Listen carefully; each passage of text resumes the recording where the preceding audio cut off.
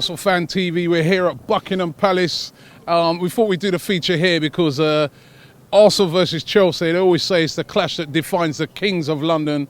So we're better to come to the place where royalty are, and that is Buckingham Palace. And you know what? First thing I want to tell you, Younes, you know who the Queen supports, right? Go on, enlighten me. The Queen supports Arsenal. No, that's great. That's a serious thing. The Queen is an Arsenal supporter. We got one and all. Who's that? Kate Middleton. Well, the Kate Middleton. The future of the royal family supports Chelsea. Yeah, but Kate Middleton would never run the country, the empire, whatever it is, right? That's the Queen, and she's an Arsenal supporter. I wonder why. But anyway, listen, let's get into the game at the weekend. I don't want to go down for treason. Oh, God. Yeah, behave. Listen, let's get into it. The game at the weekend. You know what? It's weird. It's massive, massive game for us. Yeah. For you guys, I'm trying to figure out where... It's obviously a massive game. It's a London derby, but we're saying Kings of London, but you lot are so down and low at the moment. I mean, how are you guys looking at this game? Obviously, our bad form, it's not changing. It's just not changing no matter what. And the way we're approaching this game is obviously we're not fighting for the league. We're not fighting for top four. We know that. We can't.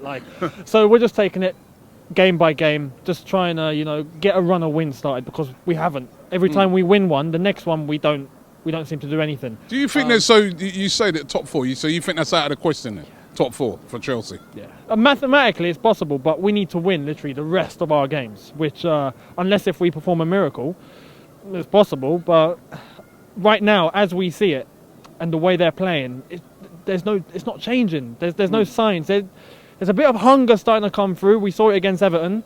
A bit of passion, but there's still not enough. We need to...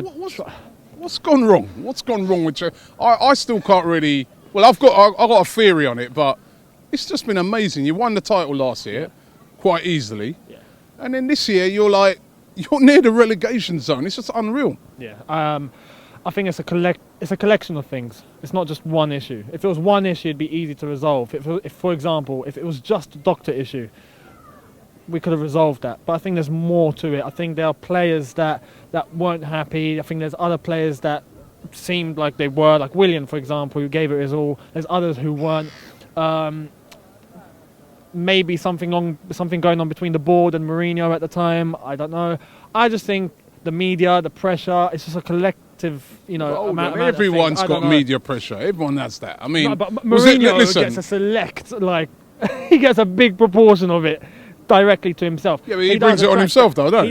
He does. And I think this time it went the wrong way for him. Because normally he invites that to take the pressure off the team. And I think that backfired. This time it backfired big time, and it went to the players. But even from that, Mourinho's gone. We've had a few weeks without him. There's still no real change going on. The players, first game looked a bit more up for it, but there's still the same results, which is worrying. But hopefully this game, as the laws of physics shows, whenever we play against you, we get the result. So hold on, wait a minute.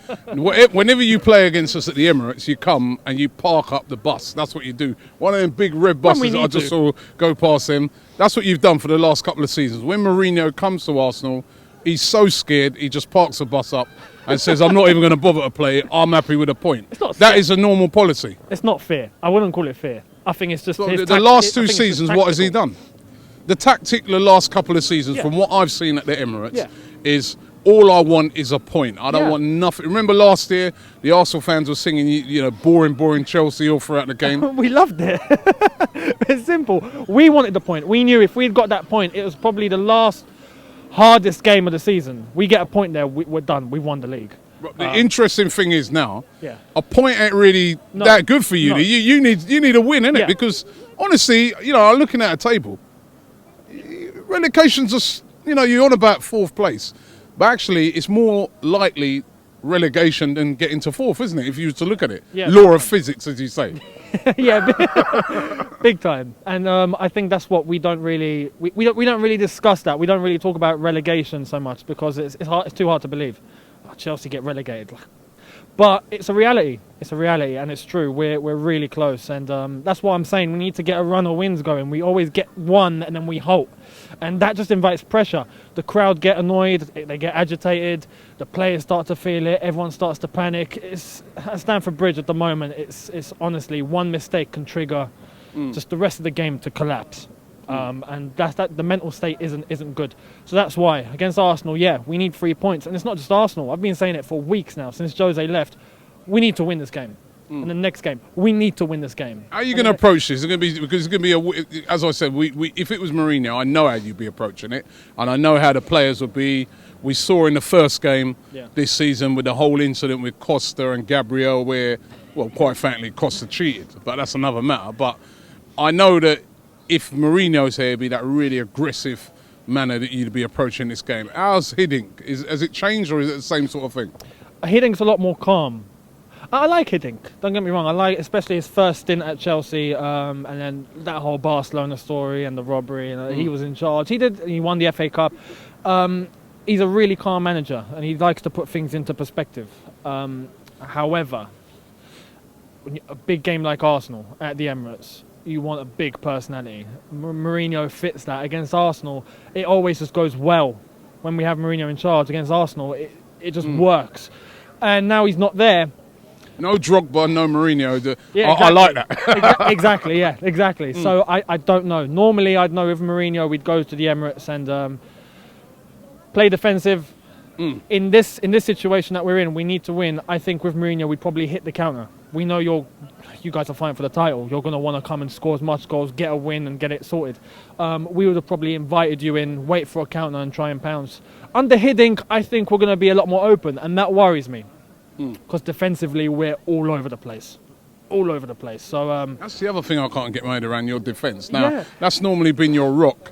And that is the area where you're so weak at the moment. Even guys like, Terry, is it time for him to call it a day, Ren? Terry, he's the last big personality in that team. Without him, I think it would be even worse because we need leaders. He's the only one in that dressing room who's a leader. There's no one else. In terms of football and, on the ball itself, Terry is starting to look like, there's one corner left and that's it. But in the dressing room, we need someone like John Terry at the moment. We need those winners, those old personalities that are there to help the rest of the team. But defensively, we're shocking. We're shocking. And that's what I'm saying with Mourinho. I think defensively we'd be better because he always likes to build a team from the back.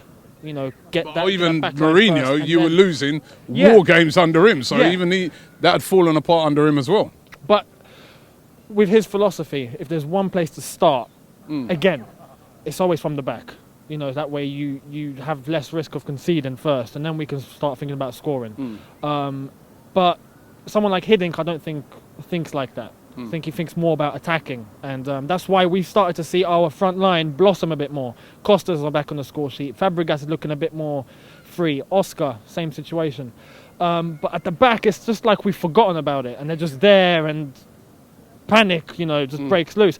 When you have someone like Ivanovic as well, who can't keep up.